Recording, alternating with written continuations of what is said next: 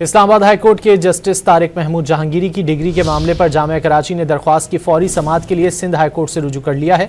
अदालत ने फौरी समाअत की इस्तदा मंजूर कर ली। मजीद जानेंगे डॉन न्यूज के नुमाइंदे शफी बलोच से। शफी, आगाह कीजिएगा। आज फौरी समाअत की दरख्वास्त पर अदालत ने इब्तदाई दलाल सुनने के बाद फरीकेन को जो है वो नोटिस जारी कर दिए हैं और इस दरख्वास्त पर दौरान समाअत जस्टिस फैसल आगा ने इस्तफसार किया कि क्या मसला है और ये केस क्या है। इस पर जो है वो दरख्वास्त गुजार के वकील ने बताया कि डिग्री का मसला है और अदालत ने हुक्म इम्तना जारी कर रखा है और केस फौरी तौर पर सुना जाए।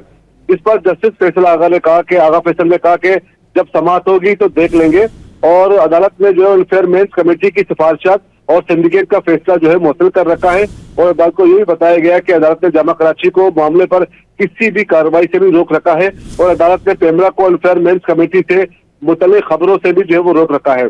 जबकि इसके अलावा अदालत ने FIA को डिग्री से मुतल्लिक तहकीकात से भी रोक रखा है और अदालत ने जो है वो केस की दरख्वास्त पर मज़ीद समाअत जो है 4 हफ्तों तक के लिए मुलतवी कर दी है। जी, बहुत शुक्रिया शफी बलोच इन तफसीलात के लिए।